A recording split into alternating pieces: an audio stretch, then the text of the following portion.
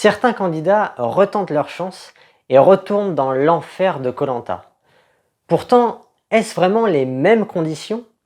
N'y a-t-il pas des différences entre les saisons classiques avec des anonymes et les éditions spéciales qui réunissent des anciens candidats? C'est ce qu'on va voir tout de suite.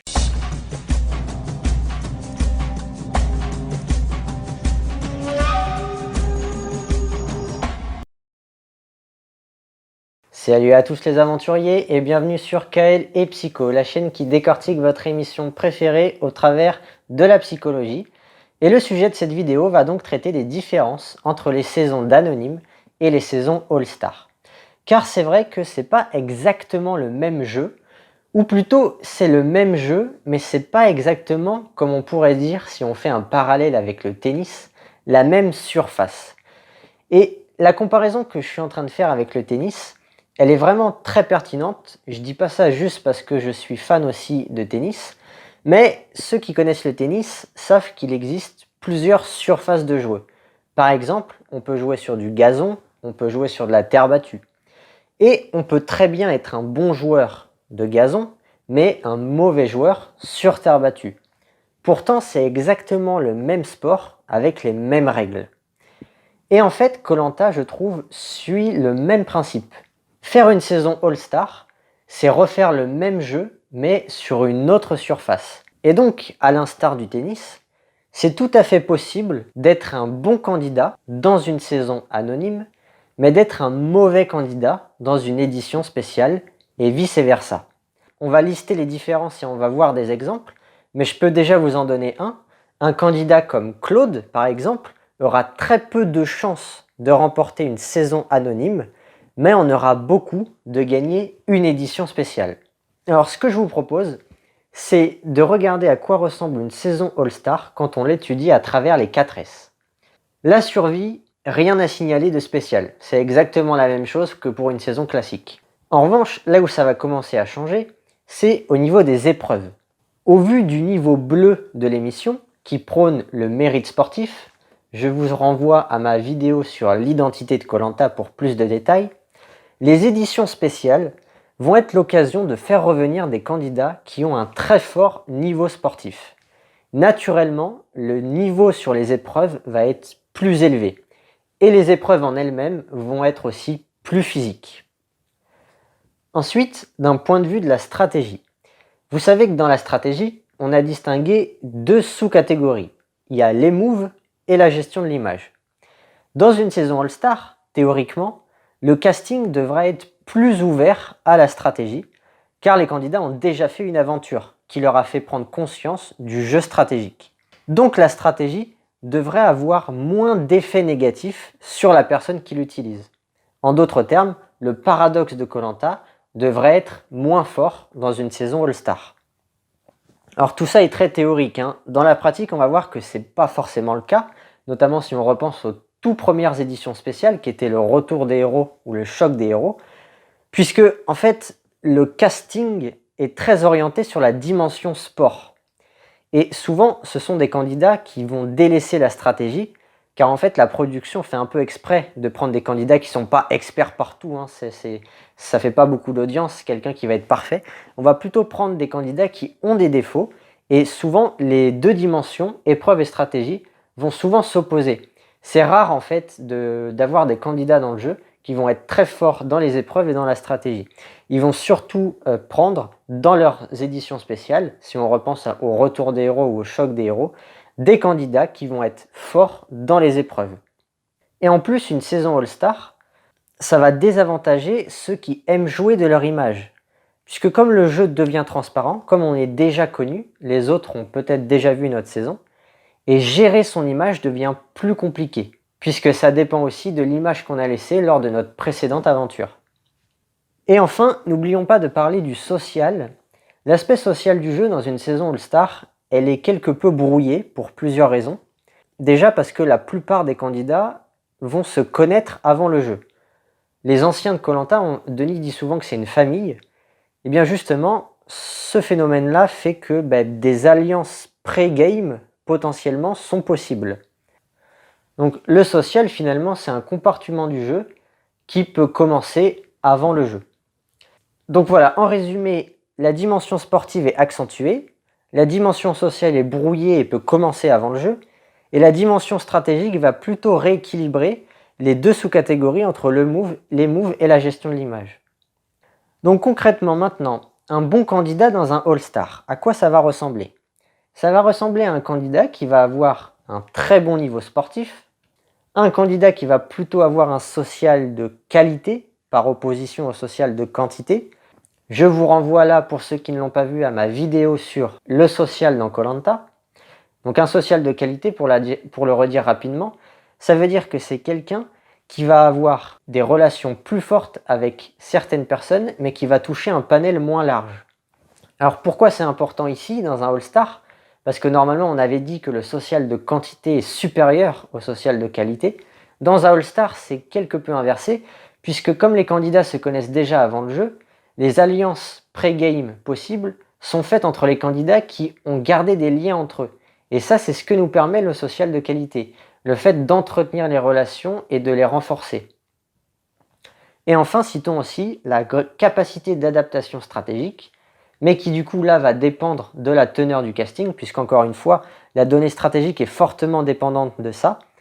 La gestion de l'image, ça reste quoi qu'il arrive primordial, mais la capacité à faire des moves, ça peut voir son importance grandement augmenter, puisque les candidats sont censés être moins naïfs à ce niveau-là. Alors si le casting est quand même centré en bleu, comme c'était le cas dans le retour des héros ou le choc des héros, il va falloir s'adapter en ne faisant pas de move. Mais si le casting est centré en orange, ce qui semblait être le cas dans d'autres saisons, par exemple le combat des héros, eh bien là il faudra être capable de faire des moves et de faire de la stratégie. Je vous cite quelques exemples de candidats de l'histoire du jeu qui théoriquement sont censés être meilleurs, ça veut dire qu'ils ont plus de chances de gagner une saison All-Star qu'une saison classique. Pensez à Mohamed de la saison 5, Claude de la saison 10, Marc saison 14, Pascal saison 15 ou Clémentine saison 17. Ce sont des candidats qui réunissent à peu près les qualités que je vous ai mis sur la gauche, même si c'est pas toujours très vrai, hein, mais c'est difficile de trouver un candidat qui réunit toutes ces qualités-là en même temps, mais n'empêche que ce sont des candidats qui ont plus de chances de gagner un All-Star que de gagner une saison classique. Maintenant, je vais vous montrer l'inverse du coup, des candidats qui vont être moins bons dans un All-Star que dans une saison classique. En théorie, pourquoi? Parce que ce sont des candidats qui sont trop bas dans l'entre-deux de la dimension sportive. On retrouve ici le fait que la dimension sportive est grandement accentuée dans un All-Star. Parce qu'ils ont un social de quantité et parce qu'ils vont avoir des difficultés à faire des moves si jamais le casting est centré en orange. Je vais vous citer des exemples. Pensez à Gilles de la saison 1, Clémence de la saison 5, Gérard de la saison 11 ou encore Teiura de la saison 11. Voilà, ce sont des candidats qui vont être moins bons dans un All-Star. Alors attention, je ne dis pas qu'ils ne sont pas bons, ça reste même en fait des excellents candidats, mais malgré tout, ils vont être un peu moins forts dans un All-Star que dans une édition spéciale.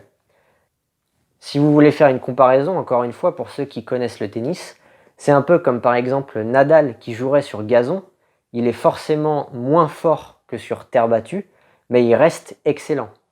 Et c'est le cas notamment des candidats qu'on a sous les yeux. Clémence d'ailleurs a gagné une édition spéciale. Simplement, elle a un profil qui fait qu'elle a plus de chances de gagner une édition anonyme qu'une édition spéciale. Alors fatalement, une saison anonyme, on peut en faire qu'une seule fois. Derrière, à chaque fois qu'on reviendra dans le jeu, ce sera toujours des All-Stars, ou alors ce sera des saisons mixtes, comme par exemple l'île des héros, cas de figure dont je vais parler un peu après. À cause de la symbolique plus forte dans les saisons All-Star, on a l'impression que ce sont des saisons plus difficiles à gagner. C'est plus valorisé en fait de gagner une édition spéciale. Or, comme on vient de le décrire, c'est plus compliqué que ça en fait. C'est pas plus compliqué de gagner un All-Star. En fait, ça va surtout dépendre de nos caractéristiques, de nos qualités, plutôt que du type de saison. Mais dans l'imaginaire collectif, on valorise plus les victoires finales dans les All-Stars sous prétexte que la concurrence était face à d'anciens candidats. Ce constat, en fait, il est uniquement vrai pour les épreuves, mais pas pour la victoire finale.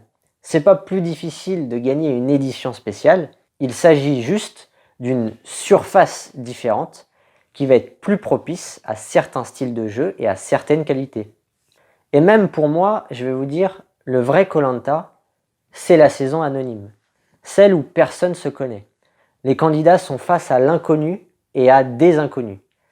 Ce qui est gênant en fait dans les éditions spéciales, c'est cette perte de l'inconnu.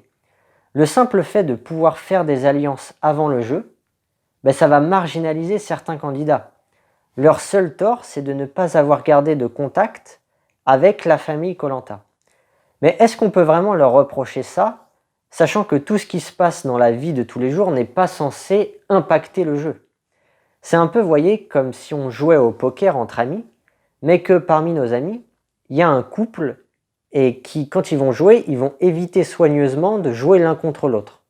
Voilà, dans ce cas-là, le jeu, il respecte pas une équité totale en fait. Puisque, pour en revenir à koh, ça veut dire que dès le premier jour, certains candidats seront déjà mieux positionnés que d'autres, alors que le jeu n'a même pas commencé. Bon, maintenant je vais vous parler du cas de figure où on a eu des saisons mixtes. C'est arrivé 2 fois dans koh. On avait eu le choc des héros et on a eu l'île des héros. Alors c'est intéressant, je vais vous parler notamment de l'île des héros. Le premier truc à dire, c'est que ce qui va beaucoup influencer, c'est la proportion des héros dans la saison. Ça change tout que ce soit une saison avec 15 héros et 5 nouveaux, ou 5 héros et 15 nouveaux. Dans la saison qu'on a eue dans la vraie vie, il n'y avait que 5 héros qui étaient donc minoritaires.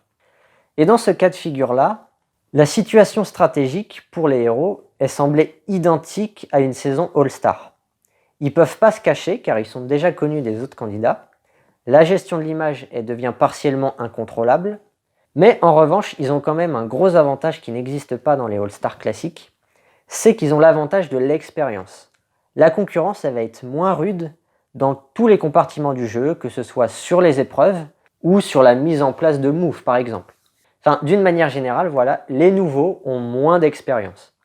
Alors ce qu'on peut dire du coup, c'est que les héros qui avaient pour principale qualité leur gestion de l'image, ils vont être quand même désavantagés dans cette saison.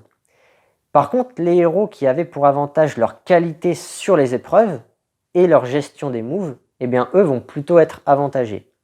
Si je vous personnalise un peu tout ça, en clair, dans l'île des héros, un candidat comme Claude, il s'est retrouvé dans une situation quasi parfaite pour son profil. On sait déjà qu'il est stratège, donc il n'y a pas d'effet de surprise, on peut moins lui en vouloir d'être comme ça. Et de toute façon, en étant un héros, il était directement une cible évidente. Il est quasiment impossible de s'en sortir sans stratégie si le casting est suffisamment malin et va essayer d'éliminer les profils les plus expérimentés, c'est-à-dire les héros, ce qu'avait voulu faire Ahmad. Mais voilà, Claude, en plus de ça, il est capable de s'en sortir stratégiquement, il est très fort sur les épreuves, il a une grosse expérience du jeu dans tous les domaines. Et à l'inverse, prenez le cas de Teiura, qui certes possédait l'avantage de l'expérience, mais qui était en non-capacité de se défendre stratégiquement, et ça l'a grandement desservi. Tei, en fait, concrètement, quand on le met dans ce genre de saison-là, c'était une cible qui n'arrivait pas à se protéger. Alors au final, le cas des saisons mixtes, et notamment celle qu'on a décrite de l'île des héros, c'est un format intéressant puisque théoriquement, ça casse le ratio habituel de la catégorie stratégie. Un peu comme le cas d'une saison All-Star, mais là c'est encore plus flagrant. En temps normal, c'est la gestion de son image qui est beaucoup plus importante que la capacité à faire des moves. Et ici, pour les héros, la situation est plus équilibrée. Par contre, ce qui est vraiment important de garder à l'esprit, c'est qu'il y a un truc qui ne change pas, c'est que le fait de faire des moves va plutôt déteindre sur notre image si le casting n'aime pas la stratégie. Donc les héros, ils sont un peu obligés pour s'en sortir soit d'être excellents socialement, un peu comme Moussa, soit de faire des moves, mais le fait de faire des moves, ça va détériorer leur image. Donc théoriquement, ce ratio plus équilibré dans la stratégie, ça nous indique qu'être un héros dans une saison mixte, c'est plutôt un handicap. Ça va diminuer nos chances de gagner la saison. Théoriquement, un héros, au début, il a moins de chances de terminer premier de la saison qu'un nouveau candidat. Et pour aller plus loin, même si ça va pas forcément se vérifier, ça va dépendre des saisons, mais on peut supposer qu'une solidarité va même se créer entre les nouveaux candidats, s'ils sont plus nombreux, pour essayer de faire gagner un nouveau candidat. Alors tout ce que je viens de dire évidemment est très théorique, et dans la pratique, je l'ai déjà dit mais je réinsiste énormément là-dessus, le niveau stratégique de la saison dans laquelle vont tomber les héros va énormément influencer son déroulé. Et voyez par exemple, Moussa, il n'a pas eu de problème en fait. Déjà, il est tombé dans la bonne équipe, il s'est excellemment bien intégré dans son équipe jaune, personne n'a voulu l'éliminer, et derrière, bien inséré dans son alliance et en majorité à la réunification, tout s'est très bien passé pour lui jusqu'en finale. Donc même le fait d'avoir été un héros, dans le cas de Moussa, ça l'a pas pénalisé, puisque d'une part, il est déjà très très bon socialement, et en plus, il est tombé dans une équipe qui n'avait pas pour ambition d'éliminer les héros. Le choc des héros est moins intéressant à analyser, puisque les héros, enfin les anciens, étaient dans une équipe que entre eux, et les nouveaux étaient dans une équipe que entre eux aussi. En plus, c'était pas n'importe quel nouveau, c'était des anciens sportifs de haut niveau. Donc le thème de la saison, c'était vraiment le mérite sportif. Ça a donné lieu à une saison où le paradoxe de Koh Lanta était très puissant.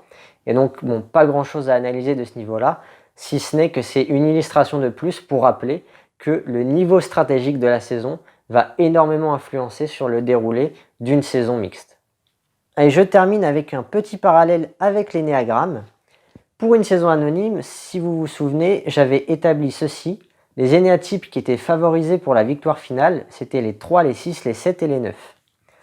Maintenant, ce que je vais faire, c'est que je vais légèrement modifier ce que j'ai fait en partant du principe que c'est une saison All-Star. Et on va voir que dans une saison All-Star, les types qui ont le plus de chances de gagner, ça va être les 3 et les 6. Les 7, toujours pareil également. Mais les 3 et les 6, je pense, sont peut-être encore plus avantagés dans une saison All-Star que dans une saison anonyme. Alors pourquoi? Parce que déjà, ce sont des types qui vont avoir un social de qualité, et les énéatypes 6 peuvent être ceux qui gardent le plus de contact avec les anciens si ce sont des personnes qui considèrent la famille Koh Lanta comme étant un de ces groupes. En revanche, pour les 9 qui étaient favorisés dans une saison anonyme, qui étaient même immensément favorisés dans une saison anonyme, c'est un peu l'ego parfait pour gagner une saison d'anonyme, l'ego de l'énéatype 9. Dans une saison All-Star, ça va être un peu plus compliqué, même si ça va rester quand même des excellents candidats, mais voilà, un tout petit peu moins bon que dans une saison anonyme. Aussi, comme la gestion de l'image est moins importante dans une saison All-Star, des candidats qui peuvent avoir des problèmes socialement, comme les 1 ou les 8, si jamais ils sont bons sportivement, ce qui n'est pas forcément le cas, l'énéagramme ne nous dit rien là-dessus, mais en général, s'ils ont été sélectionnés dans un All-Star, c'est qu'ils ont été bons en survie et en sport, eh bien on va se retrouver avec des énéatypes 1 et 8 qui devraient s'en sortir beaucoup plus facilement dans une saison All-Star. Et encore une fois, prenez par exemple Claude, qui est un énéatype 8, et qui, par rapport à son profil, a beaucoup plus de chances de remporter une saison All-Star qu'une saison anonyme. Ensuite, parmi les énéatypes défavorisés, le fait d'être dans une saison All-Star devrait à peu près rien changer, je pense, pour les énéatypes 2, 4 et 5. Voilà pour cette vidéo et pour mon avis sur les différences entre les saisons d'anonyme et les éditions All-Star. Maintenant, c'est à vous de me donner votre avis dans les commentaires et j'espère vous retrouver pour mes prochaines vidéos. Allez, je vous dis salut, Maratane.